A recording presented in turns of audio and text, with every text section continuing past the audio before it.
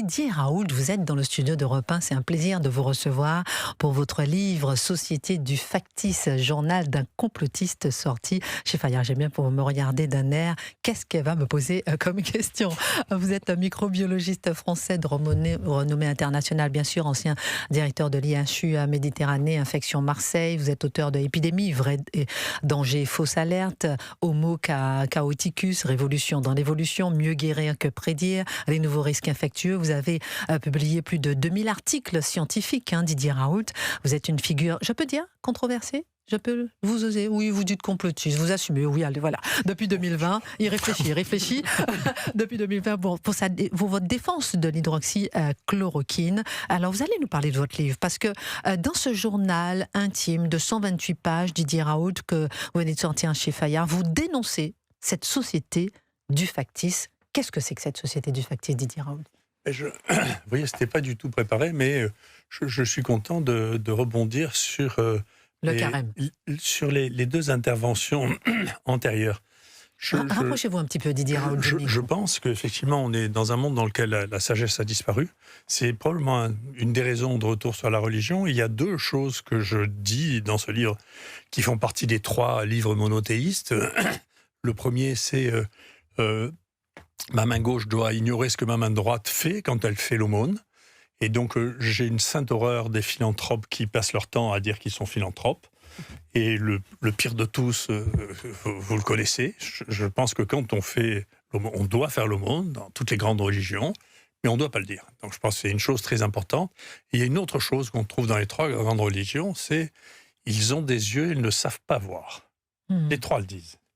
Et je pense qu'on est en plein dedans, c'est-à-dire, c'est ce que je dis plusieurs fois, je le cite plusieurs fois, les gens ont des yeux, ils ne savent pas regarder. C'est-à-dire qu'on peut... Il y a une discordance entre ce que les gens sont capables de voir par eux-mêmes et ce qu'ils sont capables de croire parce qu'on leur dit que c'est ça qu'il faut croire. Alors, c'est tout l'objet, effectivement, de votre livre, Didier Raoult, où vous expliquez que on a des yeux, on ne voit pas, on a des oreilles, on n'entend pas, on a un cerveau, on ne comprend pas. On ne comprend pas parce qu'on ne nous dit pas tout. Alors, vous assumez dans le livre être complotiste, puisqu'on vous a accusé d'être complotiste. Vous dites que vous assumez. Vous assumez avec beaucoup d'exemples concrets où vous dites voilà la réalité. Vous allez même jusqu'à accuser l'État d'avoir menti aux Français. C'est fort quand même ce que vous dites. Je ne sais pas, si vous voulez, j'ai une... Je ne crois pas beaucoup aux mots à la mode. Je pense que d'ailleurs, c'est intéressant parce que les gens qui créent ces nouveaux mots sont les descendants, théoriquement, intellectuellement, des gens qui étaient... Moi, quand j'étais jeune, les gens de gauche étaient extrêmement intelligents.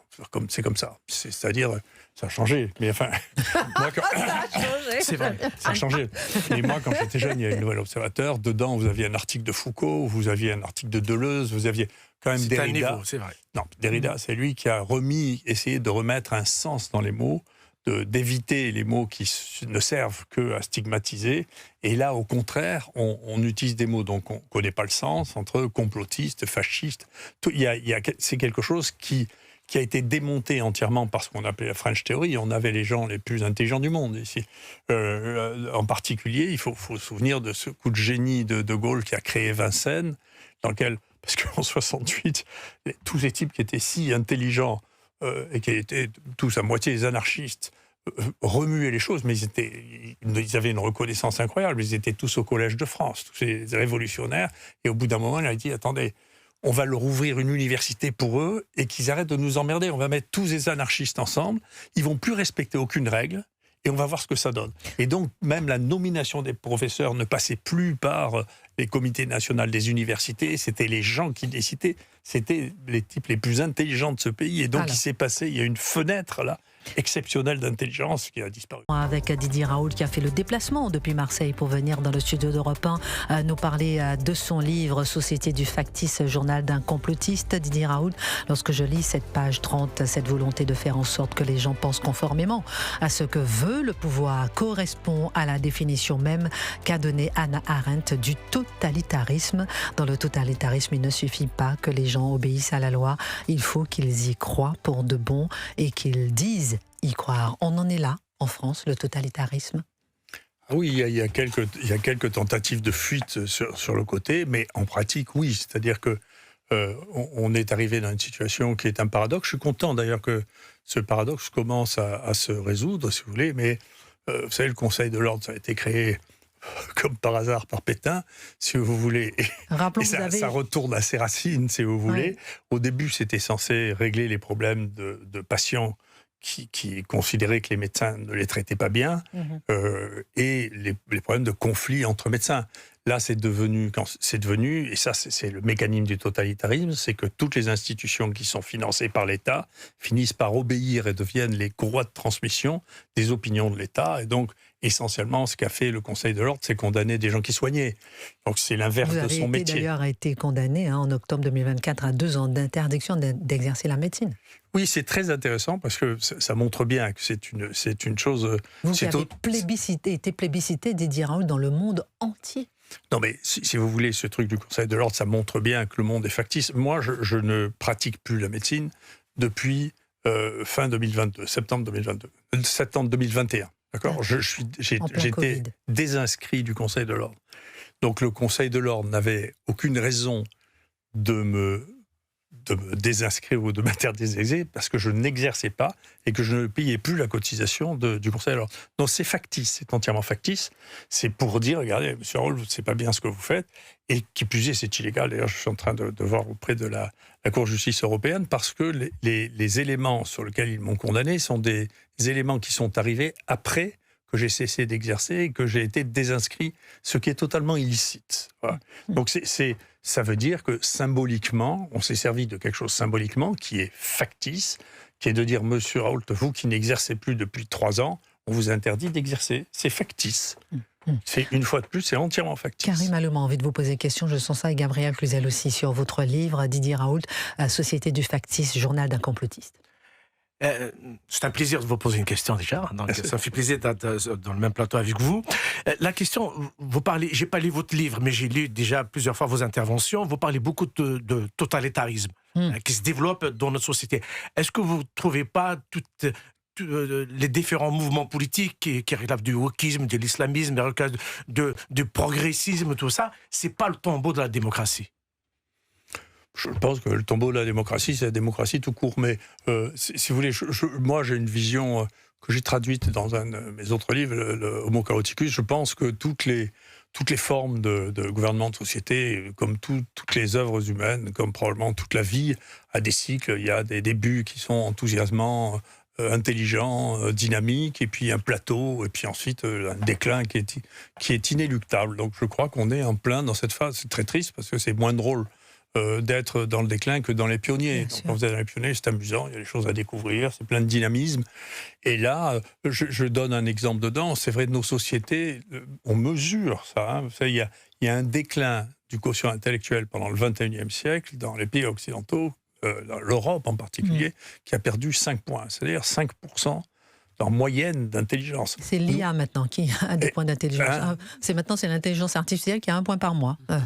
Donc il y a un vrai problème. Si vous regardez, j'ai fait un tweet récemment, vous regardez la place de la France en termes de PISA, c'est-à-dire performance des élèves, vous la regardez en termes de PIAC, c'est-à-dire performance des adultes, il y a 30% des gens qui n'arrivent pas à comprendre une page écrite. Si vous regardez en termes de QI, si vous regardez même en termes de PIB ou de production scientifique, on est toujours entre la 25e et la 26e place, la France. Donc il s'est passé quelque chose qui concerne tout le monde, tous les partis politiques et tout le monde. Gabriel Cluzel pour Didier Raoult sur Europe 1, son livre « La société du factice, journal d'un complotiste » chez Fayard. Est-ce que vous, c'est la question que je me posais, vous vous sentez aujourd'hui isolé, ou est-ce que finalement il y a d'autres scientifiques, d'autres médecins, d'autres universitaires qui viennent vous voir en vous disant je comprends ce que tu vis, ces accusations de complotisme. Est-ce que vous sentez seul, ou est-ce qu'il y a quand même une prise de conscience dans votre secteur? Est-ce que ce qui vous est arrivé a suscité des réactions? Non, je ne me sens pas seul du tout. D'ailleurs, si vous promeniez dans la rue avec moi, vous seriez étonné de... Non, je ne parle pas des Français, dans votre registre vraiment spécifique aussi. Dans son domaine. Oui, voilà. Je m'excuse, je vais vous dire.